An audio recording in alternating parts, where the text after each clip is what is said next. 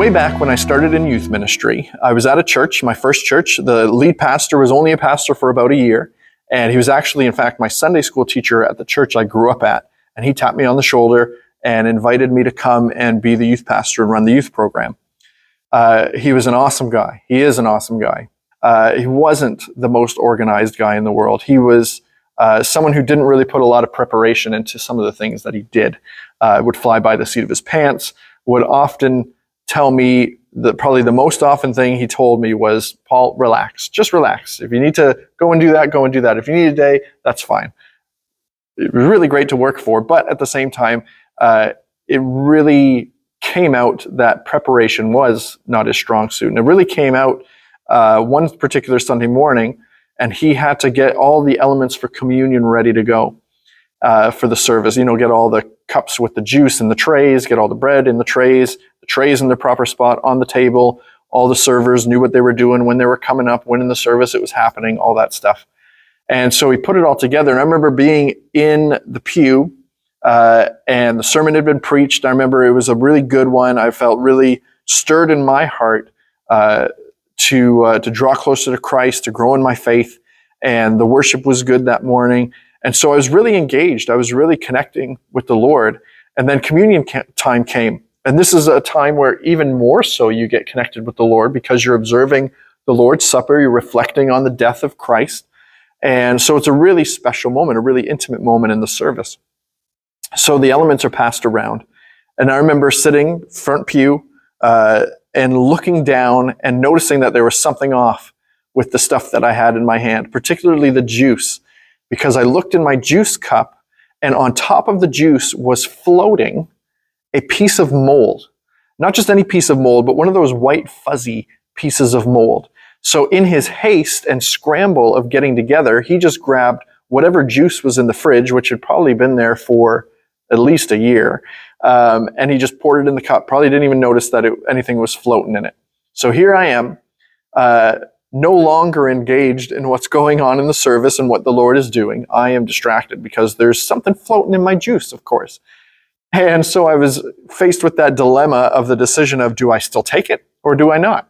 And let me tell you, that thing was fuzzy, so I didn't. But it took me out of the moment. And really the reality is that the lack of preparation resulted in poor quality, which resulted in the disengagement of my heart and my mind in the moment of that service. And I don't know where you're at with being prepared and being organized. Everybody's got their own personality traits and different strengths and weaknesses. Take, for example, the two youth pastors that I was under when I was a teenager. The first youth pastor I had, amazing guy, loved Jesus with all his heart, loved us with all his heart as well. And it showed. He just really cared for us deeply. He was one of the reasons why I went into youth ministry. But organization, it was not there. He was that typical stereotype of, you go in his car, a bomb exploded in his car and there's stuff everywhere. You go into his office, seemed like a bomb exploded there too. He would be 5 to 10 minutes late to his own events. So this guy was not always that organized. The second youth pastor I had that took over from him was the total opposite. He was really super prepared and organized for everything. And I got to see this firsthand because I got to be his co-op student for a year. And so I was in his office, and one of the jobs I had to do was take a map of the city we were in and put pins all in it, where the schools are at, where the students are located as far as where they lived. And he wanted to see the whole map and where everything was. Then on his wall, he had his desk calendar, every individual month, all plastered across the whole wall, Post-it notes, all color-coded, events, meetings, talk series that he was doing for youth. He had everything mapped out. Uber mapped out, Uber planned, really organized. I don't know where you fall in that spectrum. Maybe you are incredibly unorganized. Maybe you're very organized, or maybe you found that little sweet spot in the middle where you've got some flexibility, but you've also got the structure in place.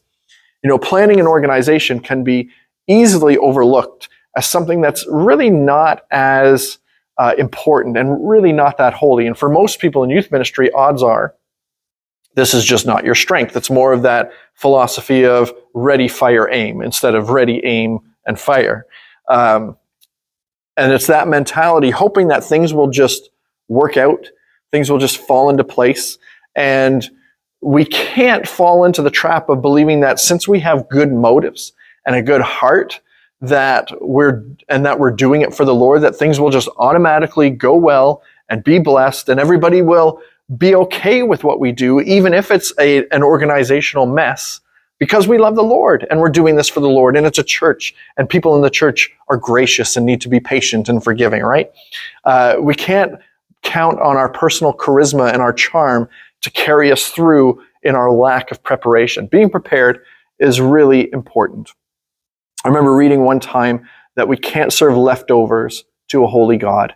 We can't just lazily or carelessly throw something together for our students when our primary objective is to intentionally invest in these students through building relationships, through sharing the gospel, and through discipleship.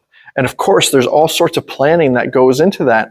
And we have to be less of a ready, fire, aim and more of a ready, aim, fire kind of a youth leader, because they deserve it. They deserve our investment. And the job that we have been blessed with and given, we need to steward that well. We're talking about their souls here. And even though a well-organized program won't bring about salvation into the lives of students, it will communicate to them a great amount of love, of care, and of concern. Luke chapter 14, verse 28, this verse is talking about counting the cost before choosing to follow Jesus. But the principles in it, the questions that are asked in this passage are really good questions about thinking before you do something. And this is what it says in Luke chapter 14, verse 28. For which of you, desiring to build a tower, does not first sit down and count the cost, whether he has enough to complete it? Otherwise, when he has laid a foundation and is not able to finish, all who see it begin to mock him, saying, this man began to build and was not able to finish. Or what king, going out to encounter another king in war, will not sit down first and deliberate whether he is able with 10,000 to meet him who comes against him with 20,000? And if not, while the other is yet a great way off, he sends a delegation and asks for terms of peace. So again, the context of the verse isn't entirely right, probably not right at all, but these questions are really important to ask. And I think they really apply well to talking about how prepared we are for our youth ministry. When a king goes off to war, he doesn't just go on a whim. He doesn't just gather whoever's around him and just start marching in any direction. He's really planned, he's really prepared, and really takes into account to the importance of deliberating and being prepared for that battle that he's going to. And same with us in youth ministry. We need to make sure it's not that ready, fire, aim mentality, but we're really focused and we're really thinking, hey, where do I want to take these kids and where do I want them to be between now and the end of the semester, now and the end of the school year, now and the end of their high school career? What do I want them to learn? What do I want them to know so that they can be better equipped in their faith to grow in Jesus and share Jesus with others? There's not a lot of direct topical scripture on this kind of thing, but there's a lot of examples. One that comes to mind is 1 Chronicles chapter 22. And David wants to build a temple for the Lord. He's not able to do it. His son Solomon's going to do it. So what does he do? He puts a lot of time and effort into preparing. So 1 Chronicles chapter 22, verse 5, I will therefore make preparation for it. So that heart attitude that David had has to be reflected in us. He's looking at this job that he's got ahead of him, this building that's going to be built, and he realizes this is for God's glory. And same with our ministries. They are for God's glory. So we must bring our best to them. We can't just bring leftovers. We can't just be last minute and procrastinate with our intention with it. We need to be focused. We need to be intentional. We have been called into this role. And we've been called to be good stewards of the time, of the ministry, of the resources, of the students, of the leaders and parents that we've been entrusted with. So it's important to be prepared. Be prepared with your messages, with your talks. Put time, study God's word, know it, read the context, get into God's word so that you can handle it appropriately and communicate it effectively. A pastor that I served under had this phrase that he would always use every time I'd prepare a talk or a sermon. He would say, prepare as if everything depended on you, but pray as if everything depended on God. And I think that's a really important balance to strike. We need to be prepared with the talks that we give. We have to be prepared with the activities and the events that we put on, all the details that go into it, the expectations that we have of our leaders. We need to be prepared so that we can communicate to them, when you agree to serve in this ministry, this is what is expected of you. This is what we're holding you to, and this is why. This is the intentionality that we have. And when you're looking at your year ahead, plan for it. And there's so many what ifs in youth ministry. And if you've been in youth ministry for any amount of time, you realize that anything can happen. So it's injuries, it's weather related, it's disruptive students, meetings come up, all sorts of things happen that will disrupt and delay things. And how prepared are you to handle all those different scenarios coming up? There's a lot of what ifs. And when you are prepared for those things, it really communicates a clear message of value and respect, especially to leaders, to parents, and to students, and to others as well. It shows them that you're taking this seriously. It shows them that you care for it enough that you're investing more of yourself in it, which then translates to them. They'll catch that excitement. They'll catch that diligence. They'll catch that priority that you place on this ministry. Because if you're not putting priority on it, if it's all going together last minute, then they're not going to see it as very big importance or priority in their life. So I do want to give you a tool, though, that's really practical that I've started using, that was given to me. It's called the RACI Matrix. Now, the RACI Matrix has no real inventor, so there's no copyright on it, which is nice. That's why I can share it on this video. But it seems to have been created around the 1950s. In the 1970s, it took on the name of Responsibility Attribution Matrix. So this is a tool to help attribute tasks to specific people and to know at the end of the day who's doing what. So the term RACI is an acronym. The acronym stands for Responsible, Accountable, Consulted, and Informed.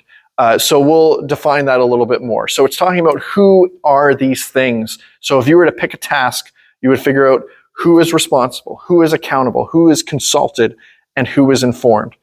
So let's look a little closer at this. So who is responsible? Who does the work to complete the task? Who's accountable? Who delegates work and is the last one to review the task or deliverable before it's deemed complete? Then who's consulted? Who provides input based on how it will impact their project work or their domain of expertise on the deliverable? And then finally, who's informed? Who needs to be kept in the loop on project progress rather than be roped into the details of every deliverable? So why don't we just pause for a moment and give a practical example of maybe how this would look in your ministry context. So say you are a youth group and you've got volunteers in place, and you have volunteers that are responsible for the worship component of your youth event. So you've got a worship band, you've got a team in place. So when it comes to that aspect of the ministry with the worship team, who's responsible, who's accountable, who's consulted, and who's informed? So let's just quickly go through that. Well, who's responsible? Right off the bat, you would know that the responsibility lies on those volunteer leaders. They're the ones leading the charge, doing all the organization, doing all the grunt work, and actually running that aspect of the ministry. So they're the ones who would be responsible. Who's accountable? Who is the one delegating that ministry? Who is the one that at the end of it, everyone answers to? Or the buck stops with this person. Naturally, this is the youth pastor. So if you're the youth pastor, this is you. This is who you are in this whole process. You are the one that is accountable, because no matter what happens in your ministry, good or bad, it all falls on your shoulders. And everybody at the end of the day will come back to you, or they'll go to your senior pastor, which usually happens. But you're the one who's accountable for the ministry at the end of the day. So who's consulted in the midst of this, though? Who is brought in for their expertise, their advice? Well, the youth pastor would be a huge part of that as well. Specifically, I would think, so say you're doing Easter, and you've got a series set where you are planned for certain talks for Easter. Maybe you want a specific song featured in the worship time. But then as well, you want to have the theme within the worship music to be focused on the death and resurrection of Christ. So there's very much a thematic element that needs to be consulted with the youth pastor. Because even throughout the rest of the year, if you've got different talk series that you have prepared that have the theme of surrender or the theme of, like just pick a theme, and there's a way to tie in the music so that it enhances the message and really reiterates and drives home what the theme is, then you want to consult with the worship leaders for that specific thing. You'd also consult probably with the rest of the band. You'd got to know, hey, are we comfortable with these songs? Can we play them? When's practice going to be? All those details. The band would have some contribution to give in that kind of a situation. And then lastly, who's informed? Who needs to know about what's going on? So the youth pastor obviously has got to know what's going on. But then the next important one I'd say is your sound team. When you get to all the tech side of things, your sound guy needs to know what songs are you doing, how many microphones do you have, what instruments are being played, what time's practice at, what time does the night start, how long are they playing for. And then same with the media team. We've got these songs we want to play. These are the slides we need. This is the order we need them. And this is the order of the songs as well. So those are the people who need to be informed. So what RACI does is provides you with a bit of a structure so that you can know exactly for each task you have, whether it's a part of the ministry like the worship team, or whether it's just a part of a night or a one-off event, you're able to say, hey, who's responsible for this? Who answers? Who's doing what? And who do I go to if I need answers? And who do they go to if they need help? So it's a really good structure that you could put in place that's very useful and can bring a lot of clarity and avoid quite a lot of headaches and confusion along the way. So that's the RACI matrix. So though it doesn't seem like very spiritual work, it really is. It's really important that as we take part in leadership of ministry within the church, that there needs to be order, there needs to be preparation. In fact, Paul says in 1 Corinthians chapter 14, verse 40, when he's talking about the service of the church, he's talking about all the things that happen. He says, but all things should be done decently and in order. Being prepared will benefit you in so many different ways. Number one, it's going to instill confidence. Confidence in the people around you in what you're doing. Probably first and foremost is your senior pastor, the one who has hired you, who is overseeing you, and who is your boss. If that person sees the intentionality and the purpose and the preparedness that you have, that's going to give them a lot of confidence knowing that they've put this ministry in good hands. Because inevitably, just like all the components of the youth ministry answer and fall upon the shoulders of the youth pastor, all the ministries in the church, children's ministry, youth ministry, worship ministry, it all falls on the shoulders of the senior pastor. And so if they can do their job better by knowing that this area of ministry is well taken care of, that'll bode really well for them and really well for you as well. That'll be the same for your board, your leadership board. The same impact will happen there.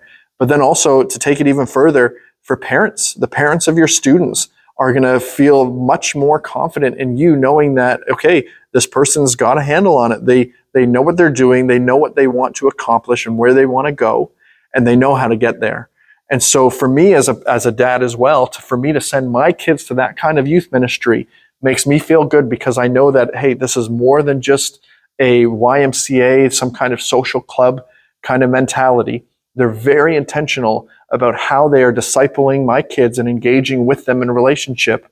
And even all the other details around it are very purposeful in order to help them connect and grow in their faith and with the faith of those around them as well in the fellowship of believers. And then it instills confidence with your volunteers. I've had a conversation with one person who used to be a youth volunteer at the church I was at. And the reason why they stepped out of that position was because the previous youth leader was very disorganized. There was not good communication. There was no clarity for expectations. He would just show up and it's like, okay, what am I doing here? What's my purpose? What am I supposed to be doing instead of just filling in this particular space in the room? And so it provides your leaders with clear expectations, and they know when they walk in the room each night, okay, this is all organized. I know what's happening and when, and what my part is in that. So it gives this clear vision for what you are doing, but it also gives you the ability to evaluate whether or not what you are doing fits into what you are trying to accomplish. So if you've got a vision of where you want to go, you can easily now look at your ministry and say, okay, this has all been prepared and planned, and we're looking at this now, and it's like, okay, in order to get from point A to point B, we're doing this side step over here that isn't very effective, isn't very impactful. It's fun, it's good, there's nothing wrong with it, but it's not helping us get from point A to point B. So it helps you get to do what you want to accomplish. As I wrap up, just want to share a couple more verses with you. 1 Timothy 5:18 says that the worker is worth his wages. You have been, if you're in a vocational ministry job, if you are the youth pastor, you're in a role that somebody has hired you for and they're paying you for. And so there's expectations that go along with it. And this goes beyond a personality thing. This goes to an accountability and responsibility and integrity thing now. Not only are you working for a job and answering to a job description, which hopefully you have, but it goes to another level when you realize that you are being paid with the offerings of the church. So the whole congregation has been contributing every month, every year, a portion of their income. And not for the purpose of holding it over you saying that I pay your salary, but this is their worship. This is a part of their worship in giving. And for you to take that and handle that diligently and be good stewards of the time that has been bought and paid for with somebody's worship, that is very significant. So don't squander that. Don't waste it. Don't be careless with it. Be really intentional to be prepared, to be focused on what you're supposed to do. Because if you aren't faithful with little, Scripture says in Luke 16, how can you be faithful with much? So be prepared. It's a lot of work, yes, but it is kingdom work. It's work that we say, hey, this is for God's glory. So let's give our best effort forward. Let's do this with excellence. Let's do this with intentionality, because the enemy is very intentional about trying to tear these kids away from the Lord and distract them from Him. So we have to be every bit, and if not more, intentional and planned and purposeful with the ministry that we're doing with them. So be prepared. Do the work that's needed, because in the end, it'll pay off.